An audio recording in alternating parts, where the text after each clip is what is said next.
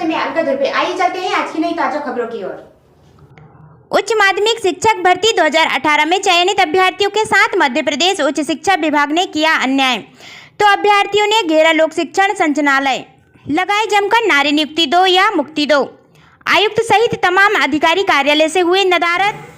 अभ्यर्थियों ने लगाए विभाग पर अनेकों आरोप, विभाग की ओर से कोई जवाबदेही नहीं। आयुक्त की पीए मैडम ने भी मीडिया को नकारा। 11 अक्टूबर को मध्य प्रदेश के छिंदवाड़ा, बालाघाट, सिवनी, ग्वालियर सहित अनेकों जिले से आए उच्च शिक्षा भर्ती 2018 के अभ्यर्थियों ने भोपाल स्थित लोक शिक्षण संचालनालय आयुक्त को आकर अपनी समस्या से अवगत कराना चाहा। पहले तो उन्होंने दूसरे दिन 12 अक्टूबर को चर्चा करने की बात कही। जब 12 अक्टूबर को अभ्यर्थियों ने मिलने का प्रयास किया तो आयुक्त सहित संबंधित सभी अधिकारी कार्यालय से नदारद हो गए। संबंधित मामले में आयुक्त की अनुपस्थिति में मीडिया ने उनकी पीए से चर्चा करने का प्रयास किया तो मैडम ने भी मीडिया को नकारते हुए जवाब नहीं दिया, जिससे स्पष्ट होता है कि कहीं ना कहीं विभाग द्वारा इनके साथ अन्याय किया जा रहा है, जिसे छुपाने के लिए ही विभाग की ओर से कोई जिम्मेदार अधिकारी मीडिया के समक्ष अपना पक्ष रखने नहीं आए, जिससे मध्य प्रदेश सरकार पर भी प्रश्न चिन्ह लगता है। आखिर क्या है इनकी कहानी, सुने इनकी जीवानी। मेरा नाम सौरभ सिंह है जी। मेरा नाम सौरभ सिंह है जी। हम सभी लोग मध्य प्रदेश के अलग अलग जिलों से अपनी मांग को लेकर यहाँ पर आए हुए हैं। क्या है आपकी विशेष मांग? हमारी विशेष मांग यह है कि अभी जो शिक्षक भर्ती चल रही, शिक्षक भर्ती में हम लोगों ने एमए प्राइवेट किया है और रेगुलर मोड में हमने बीएड करी है, या हमारी मास्टर जो है वो हमारी प्राइवेट मोड से है। इससे अभी भर्ती में हम लोग सभी के सभी लोग मैरिट में चयनित होकर के आए हैं। वर्ग एक के अंदर चयनित हुए सारे अभ्यर्थी यहाँ पर आए हुए हैं। हम लोगों को यह बोल कर कि 2016 के लेटर का हवाला देकर के बाहर किया जा रहा है। हम लोग मेरिट में हैं और हमें रिजेक्शन दिया जा रहा है।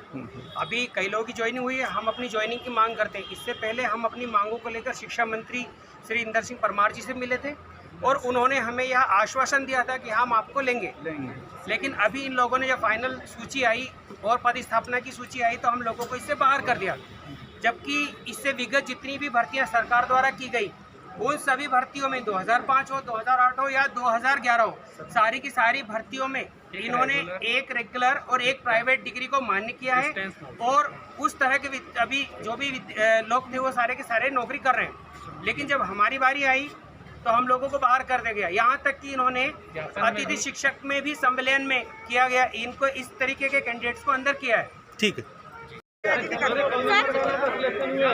मैं ये कहना चाहती हूँ कि अभी हम लोग यही रेगुलर डिग्री और प्राइवेट डिग्री से अतिथि शिक्षक में काम कर रहे हैं 5 साल, 6 साल, 7 साल से। आपने वहाँ भी तो हमें इसी बेस पे चयनित किया था ना, तो फिर वहाँ चयनित हुए और यहाँ क्यों बाहर है? क्योंकि हमारे ये वहाँ पे पैसे हम लोग वहाँ से भी बाहर हो गए, तब हम क्या करें? निकलने चाहिए। और यहाँ पे जब आपको हमें परमानेंट रखना है तो ये इलीगल कैसे हो? सर, मैं रोशनी पांडे, डिस्ट्रिक्ट छिंदवाड़ा जी। सन 2011 में भी मैं इंग्लिश से मेरा सिलेक्शन हुआ था, उसमें मेरा वेरिफिकेशन हुआ था। मेरा सिर्फ एक प्रश्न है कि मैंने अपनी जीवन भर की मेहनत लगा के सन 2011 में एग्ज़ाम क्वालिफाई किया जिसमें मेरा वेरिफिकेशन हुआ। उसके बाद चूँकि उस साल जो पोस्टिंग आई थी, जो पद थे वो बहुत सीमित थे, तो मेरा उस वजह से उसमें नहीं हुआ। मेरा सिर्फ एक प्रश्न है कि अगर मैं गलत थी तो मुझे उसी साल निकाल कर बाहर क्यों नहीं फेंक दिया गया? तो मैं इन 6 सालों में 3 बार फिर से एमए कर सकती थी, फिर से मैं अपनी डिग्री ले सकती थी।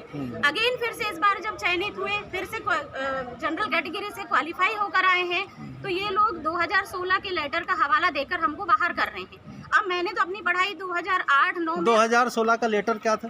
2016 के लेटर में ऐसा कोई जिक्र नहीं है कि एक स्पष्ट नियम है, एक रेगुलर और एक प्राइवेट को के लिए कहीं पर भी मना नहीं किया गया है। नई शिक्षा नीति भी इसका समर्थन करती है।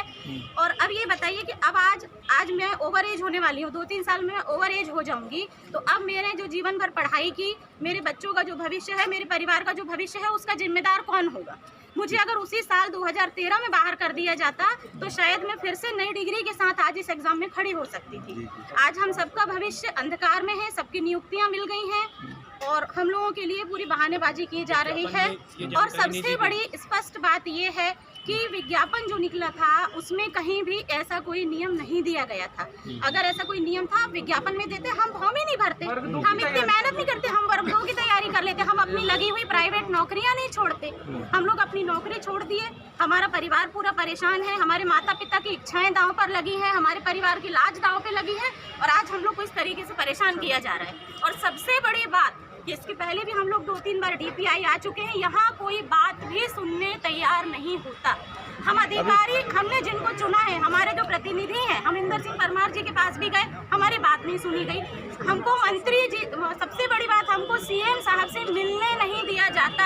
हमारे CM है वो, हमको उनसे मिलने नहीं दिया जाता। अभी यहाँ पे कोई आपसे मिले? कोई नहीं मिला सर, कोई नहीं मिला, हम लोग की बात नहीं सुनी जाती। अब आप ये बताएं कि हम कहाँ जाएं और हमारे जीवन का कौन जिम्मेदार होगा? सिर्फ हम अतिथियों के लिए जब नियम बनाकर उनको लिया जा सकता है तो हमें क्यों नहीं लिया जा सकता? हमने ऐसा कौन सा जुर्म किया? हम पढ़ाई किए हैं भाई, पढ़ाई करके मेहनत करके यहाँ तक पहुँचे। एक से बढ़कर एक ताज़ी अपडेट के लिए आपके अपने SS News 24 चैनल को लाइक करें, शेयर करें और हाँ, सब्सक्राइब करना ना भूलें।